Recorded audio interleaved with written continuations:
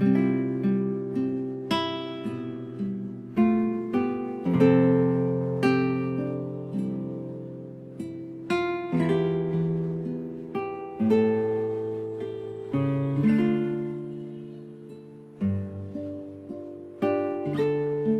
mabuting balita ng Panginoon ayon kay San Marcos. Noong panong iyon, may mga Pariseo at ilang eskribang galing sa Jerusalem na lumapit kay Jesus. Nakita nila na ang mga ilan sa mga alagad ni Jesus ay kumain ng hindi muna naguhugas ng kamay sa paraang naayon sa turong minana nila.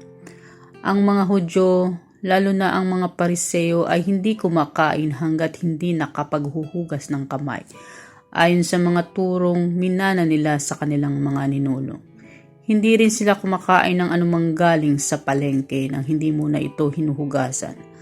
At marami pang ibang minanang turo ang kanilang sinusunod, tulad ng tanging paraan ng paghuhugas ng mga inuman, ng mga saro, ng mga sisidlang tanso at mga higaan. Kaya't tinanong si Jesus ng mga Pariseo at mga eskriba, bakit hindi sumusunod ang mga alagad mo sa mga turo ng ating mga ninuno? Kumain sila ng hindi man lamang naghugas ng kamay ayon sa paraang inuutos. Sinagot sila ni Jesus, tama ang hula ni Isaias tungkol sa inyo.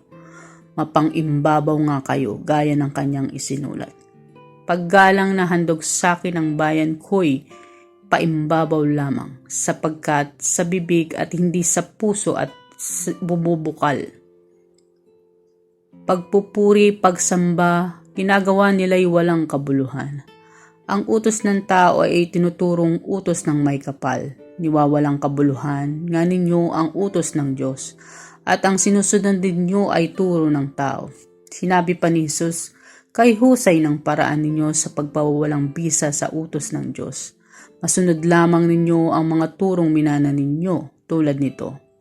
Inuutos ni Moises, igalang mo ang iyong ama't ina, at ang magsalita ng masama sa kanyang ama o ina ay dapat mamatay.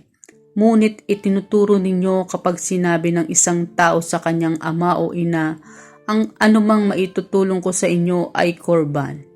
Alang-laong, bagay inihain ko ito sa Diyos, hindi na ninyo siyang pinanghihintulutang tumulong sa kanya, ama o ina. Sa ganitong paraan, niwawalang kabuluhan ninyo ang salita ng Diyos sa pamamagitan ng mga turong minana ninyo.